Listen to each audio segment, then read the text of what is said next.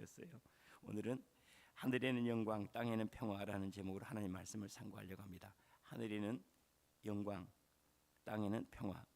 코로나 2년 지나고 그리고 올해는 또 대수성공사 1년 지나니까 벌써 한 3년 동안 성탄절 분위기를 모르고 지나온 것 같아요. 이제 성탄절을 어떻게 지냈는가조차도 기억이 안 나고 성탄절에 뭘 했지 하는 것도 가물가물해지는데, 오히려 이 시기가 성탄의 의미를 새롭게 하고 우리가 성탄은 우리에게 어떤 의미를 갖는가 하는 것을 깊이 가져올 수 있는 그러한 시기가 되었다는 것에 대해서 또한 감사를 드립니다. 예수님께서 오신 그 모습을 천사들이 뭐라고 고백을 하는가 하면, 하나님께는 영광, 그리고 기뻐하신 사람들 중에 땅에서는 평화다, 이렇게 이야기를 합니다. 오늘 이 말씀을 가만히 들여다보면 예수님이 이 땅에 초라한 모습으로 오셨는데 그것이 하늘의 영광이래요. 이 눈만 우리가 가지고 있다면 예수 따라가는 것이 쉬울 것 같아요. 예수님의 그 초라한 모습이 세상으로 보면 가고 싶지 않은 길이잖아요. 머물고 싶지 않은 자리고, 또 그런 위치에 다 실패라고 해서 가능한 빨리 떠나기를 원하는데, 그 자리를 가리켜서 뭐라고 얘기는 하늘의 영광된 자리다라고 얘기를 해요. 도대체 하늘의 영광이 뭔가? 도대체 무엇 때문에 하늘의 영광이라고 하는가? 하늘의 아름다운 것도 땅에 나타나지 않은 영광이 안 돼요. 내 속에 있는 아름다운 마음씨도 섬김으로 나타나지 않으면 영광이 되지를 못해요. 하늘의 일들이 몸으로 담겨질 때, 말씀도 육신으로 담겨질 때 은혜와 진리의 충만함이 나타나지는 것처럼 아버지께 속한 모든 것들이 이 땅에 그대로 이루어지니까 하늘의 영광인 거예요. 왜 사람들은 존귀한가? 하늘을 이 땅에 담아내기 때문에 존귀한 거예요. 하나님이 원하시는 뜻이 이 땅에 이루어지도록 하는 사람들, 하나님의 소원을 따라서 입으로 시인해내는 사람들, 하나님이 계획하신 일들을 선포하고 시작하라고 명령할 수 있는 사람들, 이 사람들이 곧 그리스도인들이요, 그래서 그리스도인들이 존귀하다라고 말할 수가 있습니다. 예수님이 어린 모습도 사실은 초라하지만은 장성한 이후의 모습도 그렇게 썩 영광스럽다, 또 그렇게 살고 싶다 할 만큼 흠모할 만한 것은 없어요. 이미 이거는 이사야 선지자가 고백을 하고 있지 않습니까? 흠모할 만한 것이 없다. 그런데 그 모습을 하늘에서는 뭐라고 해요? 하나님께 영광된 모습이다라고 이렇게 얘기를 해요. 할 말 하지 못하고 자기 욕심 따라가지 않냐고 그거 내려놓고, 그리고 자기 안에 분노가 있더라도 먼저 가서 화해를 하고, 내 안에 갈등이 있는 것 때문에 부끄러워할 줄 알고, 나를 힘들게 하는 사람을 내가 힘들어하는 것 때문에 그 사람 때문에 힘든 게 아니라 내 마음 때문에 힘들어할 줄 아는 사람, 미워하고 있는 나를 미워할 줄 아는 사람, 누군가를 시기하고 있는 나를 시기하는 사람들, 누군가를 아파하고 있는 사람을 아파하고 있는 나를 아파하는 사람, 그런 사람들을 하늘에서는 아름답다 그러는데 이거 가고 싶은 길은 아닌 것 같아요. 그죠? 그런데 이 눈만 우리가 가질 수 있다면, 우리 아이들이 코스프레를 많이 하잖아요. 요즘에는 따라쟁이들 많이 있지 않습니까? 이런 모양 저런 모양으로. 우리도 사실 패션이라고 하는 것이 따라하는 거 아니겠어요? 그 모습이 아름다워 보이기 때문에 그런 거 아니겠습니까? 말릴 수가 없어요. 그것이 좋다는데 어떻게 해요? 말려도 결국 마음에는 하고 있는 거예요. 아이들이 그런 짓 하지 마라 하고 있지만 마음으로는 그것을 하고 있는 거예요. 막을 수가 없는 거죠. 예수를 따라가는 것이 가장 아름답게 보이고, 손해보는 것이 아름답게 보이고, 남들을 섬기는 것이 섬김을 받는 것보다도 아름다워 보이고, 복음을 전하는 것이 아름다워 보이고, 예수님을 따라 사는 것이 초라하다 할지라도 땅 한 평도 없다고 그랬어요. 주님은. 그럼에도 불구하고 평안하게 잠자는 것을 선택했다. 그것이 아름답게 보인다면 예수 따라가는 것은 그렇게 어렵지가 않죠. 당신은 왜 이 길을 갑니까? 이게 가장 아름답게 보였어요. 당신은 왜 예수를 따라가죠? 가장 존귀해 보이지 않습니까? 당신은 왜 이렇게 초라하게 삽니까? 예, 이렇게 초라하게 살아서 내 자신을 정직하게 보이며 살아가는 게 훨씬 낫죠. 내 자신을 가장하거나 꾸미거나 외식하지 않고 있는 그대로 살아가는 것이 훨씬 제게는 자유로워서 이 길을 갑니다라고 말하는 사람, 그 사람 막을 길이 없어요. 좋아서 간다는데요. 예수를 좋아서, 그것이 가장 아름다워 보여서, 가장 존귀해 보여서 하늘에서 가장 영광스럽게 여겨지는 그 모습을 내가 하늘의 눈으로 볼 줄 안다면 그 길을 가지 말라 할 이유도 없고, 그는 누가 막는다고 해서 그 길을 포기하거나 가지 못한다고 해서 내려놓지는 않을 거라는 사실입니다. 도대체 예수님의 어떤 모습이 그렇게 영광스러웠을까? 하나님께 하늘의 영광이 되었을까? 그건 너무나 분명하죠. 빌립보서 말씀으로 한다면 자기 자신을 비워내어 드리는 거예요. 자기를 살지 않냐고 아버지를 살아냈던 그 모습이죠. 예수님께서 오신 까닭이 뭐죠? 자기를 보여주기 위해서 오신 것이 아니라 아버지를 보여주기 위해서 왔어요. 우리가 우리 자신을 보여주려고 하는 것들이 얼마나 많습니까? 내 욕심을 보여주려고 하고, 또 내 뜻을 보여주려고 하고, 내가 원하는 꿈을 이야기하려고 하지만은 아버지를 이야기하는 경우는 많지를 않아요. 하늘이 보기에는 아버지의 뜻을 이야기하는 것이 아름답대요. 우리가 자연 만물들을 아름답게 느끼는 이유가 뭐죠? 자연의 이치에 따라서 움직이니까 아름답게 보이는 거예요. 사람들이 언제 추하다고 말하죠? 하늘의 이치를 떠나 살 때 사람들이 추하다고 말합니다.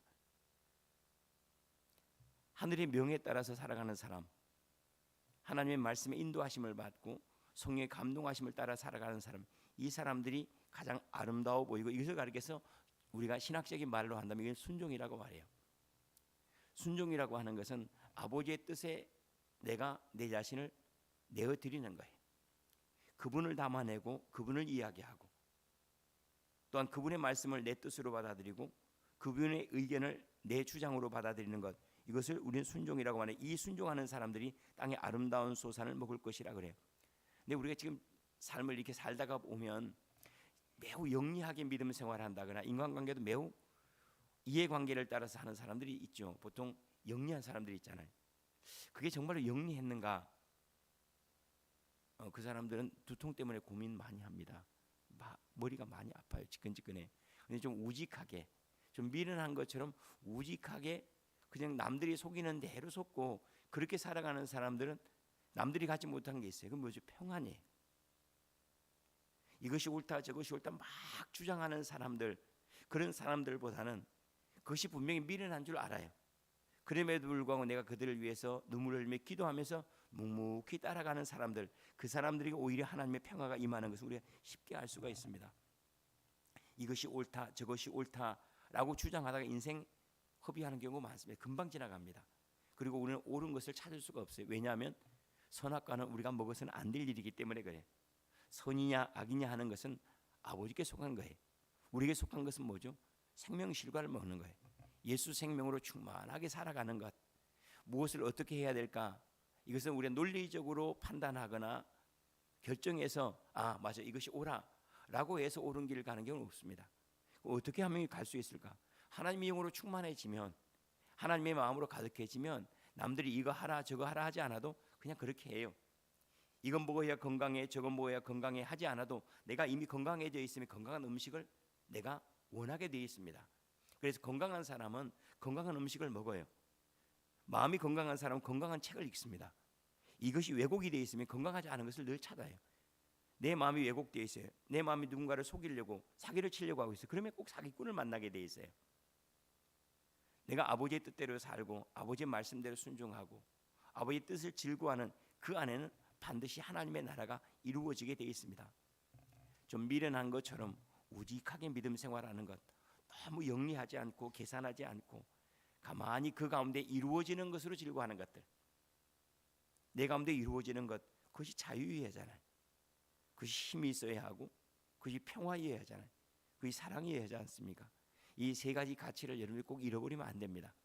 아무리 내가 하나님을 따른다 순종한다 하더라도 이 세 가지 가치, 자유와 사랑과 평화를 잃어버리면 우리는 왜곡된 믿음 생활을 하고 있는 거예요.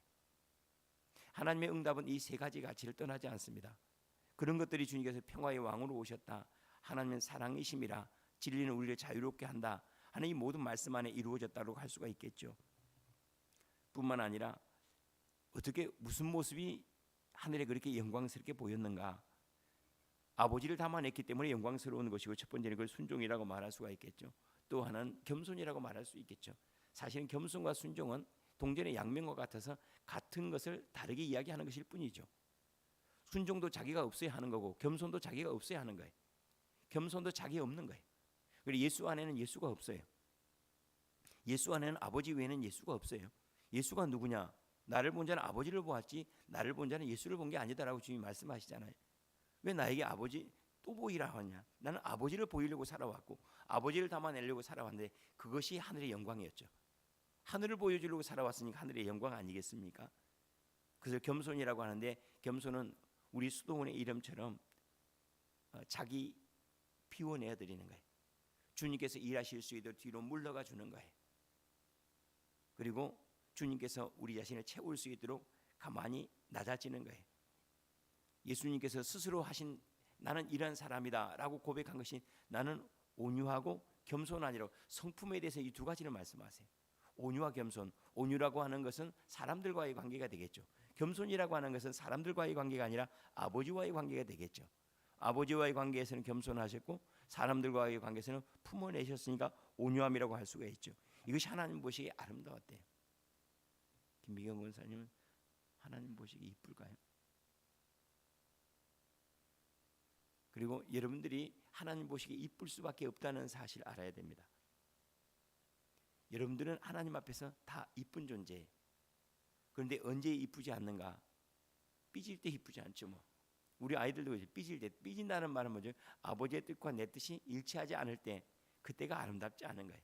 본래 우리는 아름다운 존재예요. 별로 문제가 없어요. 그런데 문제가 있다고 여기는 것이 문제죠. 하나님 보시기에 좋았더라. 우리는 이 세상으로 부르심을 받았습니다. 우리 예수님을 믿는다는 것은 예수님을 믿고 구원을 받는다는 뜻이 아니에요.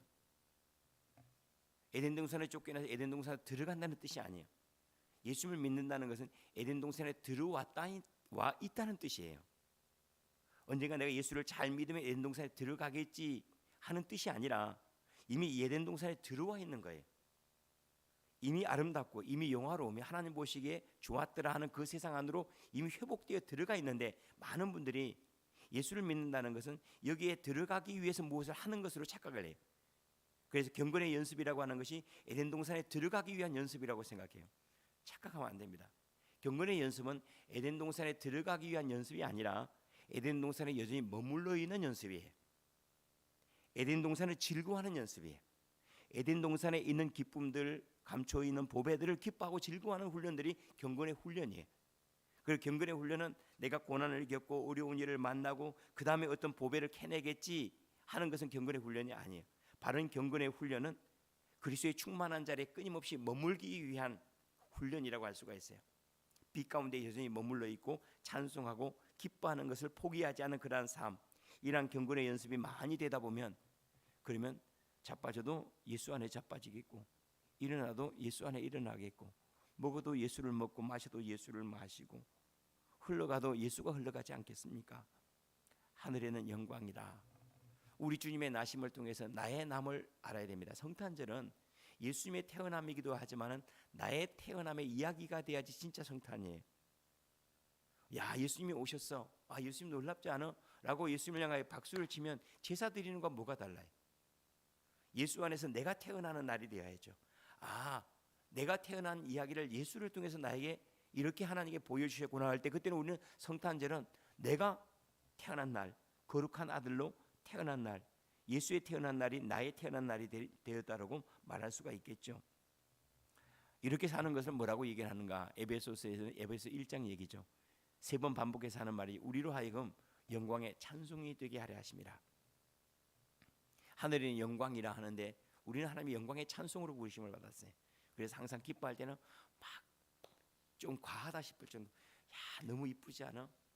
너무 감사합니다. 너무 좋아요. 이러한 것들이 영광의 찬송이에요.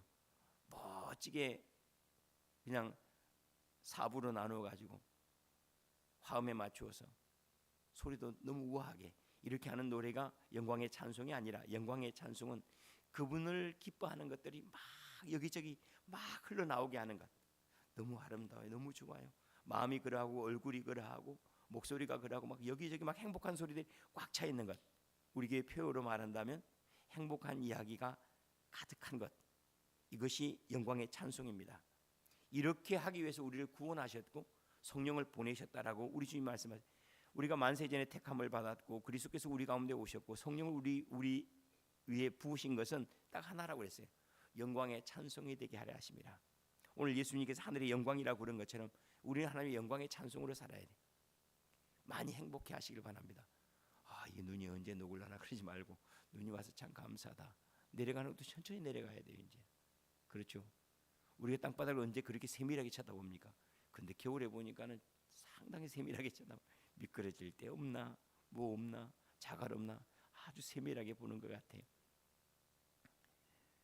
모든 것들은 다 평화입니다. 자, 그 말씀을 넘어가 볼까요? 땅에는 기뻐하심을 입은 자들 중에 평화로다 하고 얘기합니다. 왜 평화일까요? 근심이 있어요. 근심할 이유가 없대요. 우리는 걱정할 이유가 없대요. 걱정과 근심은 어디에 있죠? 여기를 떠난 자리에 있어요. 지금을 떠난 자리에 근심과 걱정이 있습니다. 현재는 근심이 없어요. 지금 여기 까르페디엠이라고 하는 지금 여기에는 근심이 없어요. 근심이라고 하는 것을 가만히 보면 시제로 보면 언제 있죠? 미래예요. 늘 미래를 당겨서 근심을 하지 지금 여기에는 근심이 없잖아요. 지금 여기를 살아가는 것. 이렇게 얘기를 하면 되겠어요. 지금 내게 주어진 것 그것만 감사해도 넘쳐요. 지금 내가 보고 있는 것 그것만 찬송해도 넘쳐요. 다 못하잖아요. 우리가 눈으로 휘둘러 봤지만 여기에 심겨진 나무들 몇 그루나 보겠습니까? 우리가 휘둘러 봤지만 하늘에 있는 구름 몇 조각이나 우리 마음에 담기겠습니까? 많이 담겨지지 않아요. 감사하고 기뻐하고 찬송하기에 하나도 부족함이 없어요. 이러한 자리로 우리가 부르심을 받았고 땅 위에는 평화로다라고 주님께서 말씀을 하셨어요. 주님이 오심으로 우리는 문제없는 세상에 왔습니다. 아버지와의 관계가 평화의 관계가 되었어요. 그 전까지는 우리는 잘 몰랐어요. 아버지는 평화했지만은 아버지가 나를 평화하게 받아주시나? 우리도 그러죠. 부부간에 싸우고 나면 이제 서로 화해를 했어요. 다음 날 서먹해요, 안 서먹해요? 서먹서먹하 여지 화해가 안 했는데 그렇죠. 내 마음이 아직 화해가 안 된 거예요. 오늘은 화해가 됐는데 하나님이 우리를 용서하셨다 하지만은 내가 아직도 뭔가 캥기는 게 있어요. 뭐 때문에 그렇죠? 내 것을 다 받아들이지 못했기 때문에 그래. 하나님이 우리를 사랑하세요. 여러분들이 교회를 나오기 전에 하나님 용서하셨어요. 여러분 예수를 주라 시인하기 전에 하나님 용서하셨어요. 왜 우리가 예수를 시인하고 구주로 받아들이고 하죠? 하나님의 사랑이 그러하다는 것을 내가 받아들일 때 내게 이루어지기 때문에 그래요.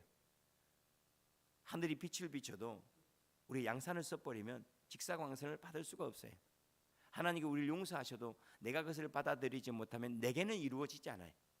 하나님 편에서 이루어지지만 내게는 이루어지지 않는 거죠. 내가 받아들이기 위해서 예수는 오신 거예요. 예수 그리스도께서는 하나님의 용서하심을 우리에게 보여주신 분이에요. 나는 너희를 받아서 나는 너희 아들로 받아서 그래서 아들을 보내신 것이고 나는 너희를 영원한 생명으로 받아서 그래서 부활 생명으로 우리 가운데 오신 거 아니겠습니까? 나는 너희를 영으로 받아서 그래서 성령을 우리 가운데 보내신 거죠. 예수님 안에서는 우리가 별로 문제가 없는 사람들이에요. 다만 내가 그러한 존재라는 걸 인식하는 게 중요하죠. 나는 평화의 존재예요. 하나님이 지키시고 인도하시고 보호하시고 오늘 내게 일용할 양식을 넉넉하게 주시며 오늘 보아야 될 세상을 충분히 주셨어요. 내가 눈으로 보기에 다 담을 수 없는 세상을 주었고 마음으로 느끼기에 하나도 부족함이 없는 충만하고 충만한 세상, 아무리 그것을 이야기하더라도 다 이야기해낼 수 없는 만큼의 세상을 우리는 날마다 봤습니다. 그런데 우리는 늘 문제라고 늘 생각합니다. 우리 교회가 좋죠? 안 좋습니까? 왜 좋죠? 별로 문제가 없죠. 왜 문제가 없죠? 서음성 목사가 문제 삼지 않잖아요. 그렇잖아요, 그죠? 진영아, 우리 교회가 좋지. 왜 좋은지 알아? 모르죠. 목사님이 좋으니까 좋지. 못 믿겠다네. 문제 삼지 않으면 문제가 되지 않아요. 우리 교회에서도 마찬가지. 이것저것 제가 막 이것도 문제입니다, 저것도 문제입니다 하면 그러면 막 여기저기 마치 개구리가 막 우는 것처럼 여기저기 막 복잡해질 거예요. 근데 문제가 아니라고 하니까는 뭐 아무렇지 않잖아요. 하나님께서는 우리를 더 이상 문제 삼지 않으세요. 하나님께서 우리를 문제 삼지 않기 때문에 평화예요. 우리의 죄를 더 이상 죄로 여기지 않으세요. 자, 혹시라도 근태가 잘못된 일을 내 마음을 상하게 하는 잘못된 일을 할 때 괘씸한 마음도 있지만 불쌍하죠. 그렇죠. 하나님이 우리가 죄를 지었을 때 저놈 자식 내가 언제 혼내주고 말 거야 하고 여기다 확 무엇인가 이렇게 하나님께서 분노를 가지고 있거나 마음을 딱 숨기게 그럴 것 같습니까? 아니면 우리를 향한 참 불쌍하다. 자기는 왜 가지고 있으면서 그걸 알지 못하고 저렇게 탐심을 가질까? 내가 용서했는데 그 용서를 받아들이지 못하고 왜 분노할까? 하고 우리를 보면서 긍휼히 여기지 않을까요? 괘씸하다고 여길까요? 근데 우리는 늘 하나님에 대한 인식도 얼마만큼인지 알아요. 내가 살아가는 정도의 인식밖에 못하는 거예요. 그래서 하나님에 대한 인식이나 자기에 대한 인식이 다르지 않아요. 세상을 보는 눈이나 내 마음을 보는 눈이 다르지 않는 것처럼 하나님에 대한 이해는 나에 대한 이해와 똑같아요. 하나님이 나를 용서하셨다 하는 믿음을 가진 사람은 자기 자신을 용서하는 사람으로, 용서받은 사람으로 살아갈 수 있어요. 하나님을 믿는 만큼 자유로운 거죠. 그리고 자기가 살아가는 만큼 하나님을 믿는 거라고 할 수가 있겠죠. 그런데 주님은 우리를 문제 삼지 않습니다. 전혀 어떤 것도 문제 삼지 않았어요. 그리고 오히려 불쌍히 여기시기를 요한복음 3장 17절 말씀이에요. 그분은 우리를 심판하러 오심이 아니라 구원하러 오셨다고 그래요. 우리가 잘못한 것에 책망하러 온 것이 아니라 그렇게 하지 않는 존재, 기뻐할 수 있는 존재, 회복시킬 수 있는 존재로 우리를 부르기 위해서 오셨다라고 이렇게 명확하게 말씀을 합니다. 그러면 어떻게 하면 우리가 평화하게 살아갈 수 있을까? 우리는 늘 내 평화를 내가 지키려고 해요. 꽃밭에 가서 행복하려면 꽃밭에 꽃이 아름다워야지 행복하죠. 물론 내 안에 꽃을 안 보고 행복하려면 그 상관없어요. 난 꽃과 상관없이 로또에 당첨이 됐어. 그럼 꽃밭 안 봐도 상관없어요. 쓰레기통에 가서도 행복하죠. 내 안에 있는 것이 아주 넘칠 때 그렇죠. 근데 우리의 삶이라고는 항상 여기에 있는 것으로 사는 건 아니에요. 꽃밭에 가서 행복하려면 꽃이 아름다워야 되는 것처럼 우리가 사는 동안 우리가 삶이 평화하려면 이웃이 평화해야지 내가 평화해요. 꽃이 아름다워야지 내가 아름다운 세상을 볼 수 있는 것처럼 저 사람을 화평하게 하고 기쁘게 하고 영화롭게 하고 행복하게 하면 내가 행복해지는 거예요. 제가 비유로 그런 말씀을 드렸죠. 내 집이 대저택으로 가장 아름다운 정원을 가지고 있더라도 수천 평, 수만 평을 다 정원으로 가지고 있더라도 사실은 바깥 세상은 훨씬 커요. 담을 쌓고 여기를 아름답게 꾸미겠다. 그 미련한 거죠. 차라리 그만큼 돈으로 자기 이웃 사람들에게 아름다운 정원을 꾸며주면 담장 없이도 아름다운 세상을 살아갈 수가 있어요. 이것을 주님 뭐라고 말씀해요? 화평하게 하는 사람이 하나님의 아들이라고 그랬어요. 화평한 사람, 우리는 늘 화평하기를 원해. 그런데 내가 내 자식 때문에 화평하기를 원하잖아요. 그런데 내 자식을 화평하게 하게 해주려고 하는 시도는 많이 하지 않죠. 서로를 화평하게 해주려고 이런 것들은 애들한테 얘기를 하는데 화평을 시도하는 여러분들에게 할 설교는 아닌 것 같아요. 그렇죠? 너희들이 좀 부모님을 화평케 하려고 좀 해봐라. 뭐 어떻게 하면 부모님을 화평하게 하려고 평화하게 할 수 있는가? 그걸 좀 고민해라. 그렇게 얘기했는데 어차피 여러분들이 의리니까 뭐 의리 그래야죠. 뭐 그러죠. 화평하게 하는 삶, 화평하려고 하지 마세요. 화평하게 해주려고 하는 삶. 이걸 조금 더 확장시키면요, 섬김을 받으려 하지 않고 섬기려 하고. 우리는 섬김을 받아야지 내가 행복하다고 생각해. 주님은 그렇지 않대요. 섬기는 자가 되어야 하리라고 그랬어요. 그래 누군가를 섬기고 예를 꽃밭을 갖고 있어요. 꽃밭에 꽃이 막 피어나요. 그 피어나는 꽃이 좋아해요? 내가 좋아해요? 내가 좋아하죠. 내가 누군가를 섬겼어요. 내가 섬긴 사람이 살아나고 회복이 됐어요. 누가 행복하죠? 물론 그도 행복하겠지만은 바라보고 있는 내가 행복한 거예요. 그래서 내가 만나는 모든 사람을 친구로 삼을 수 있는 온 세상은 하나님의 나라죠. 내가 만나고 있는 사람을 천사로 만난다면 온 세상은 하나님의 나라가 분명한 거죠. 화평을 지키려고 하는 대신에 화평케 해주려고 하고 섬김을 받아서 내가 안전하겠다라고 여기는 대신에 다른 사람을 안전하게 섬겨주겠다라고 한다면 내 삶은 안전할 수밖에 없는 삶. 예수님께서 이 땅에 오심으로 이것이 우리에게 주어진 거예요. 평화롭게 하는 삶의 평화와 섬기는 삶의 안전함, 이것을 우리에게 허락하셨다라고 말할 수가 있겠죠. 그런데 어떻게 하면 이렇게 평화가 그리고 영광이 하늘의 영광으로 충만하고 땅에는 평화로울 수 있는가? 다른 거 없죠. 뭐 어떻게 하면 우리의 성령 충만하죠? 어떻게 하면 충만하죠? 여기 앞에가 원래 질문한 자리인데 양장로님이 저쪽으로 가버려가지고 원래 이쪽에 계셔야 되는데 김미경 선생님 어떻게 하면 충만할까요? 눈을 가만히 쳐다보면 그러면 눈이 내 마음에 꽉 내려와서 꽉 채워지죠. 오래 머물러 있으면 돼요. 오래 머물러 꽃밭에 오래 머물러 있으면 꽃에 물이 들게 돼 있어요. 하늘을 오래 쳐다보면 하늘이 덮여지게 돼 있어요. 그리스도 안에 오래 머물러 있어야지 그리스도로 충만해져요. 이걸 하지 않으면서 우리는 늘 얘기해요. 성령 충만, 성령 충만. 주님 안에 푹 잠겨 있는 물리적인 시간들이 우리에게 필요해요. 주님 안에 푹 잠겨 있는 물리적인 시간이 있어야지 내 가운데 그것이 물들어지고 채워지고 젖어들게 되고, 여기에서 나중에 이제 짜면 예수가 나오겠죠. 그렇게 되는 삶, 이러한 삶이 우리에게 이루어집니다. 하늘을 보고 영광입니다. 땅을 보고 평화입니다. 하늘도 문제가 없고 땅도 아름다워요. 하늘은 신비롭고 땅은 풍성해요. 우리 주님 오셨으니까 우리가 이렇게 살아가는 것이, 그것이 바른 믿음이라고 할 수 있습니다. 언젠가는 되겠지라고 여기지 마세요. 믿음이라고 하는 건 한순간 바로 진입해 들어가는 거예요. 한 계단 한 계단 한 계단 올라가는 것이 믿음이 아닙니다. 믿음은 그냥 비약해서 그 자리에 딱 머물러 버리는 거예요. 충만입니다 하고 모든 계단을 한꺼번에 확 뛰어 올라와서 저 구름 위에서, 무지의 구름 위에서 기뻐하고 즐거워하는 거예요. 오늘도 여러분들의 과거의 모든 삶이 눈이 덮여지는 것을 싹 덮여주고 그 위에 살아가는 것, 하늘 영광, 땅에는 평화입니다. 제가 그리스도 안에서 태어난 성탄절이 되었습니다. 누구의 생일입니까? 예, 제 생일이 되었습니다. 제가 예수 안에서 태어난 날, 예수 안에서는, 하나님 안에서는 예수가 태어나고 예수 안에서는 내가 태어난 날 되었으니까 이 날이 내가 태어난 날입니다 라고 고백할 수 있는 성탄절이 되어지기를 축원합니다. 기도하겠습니다.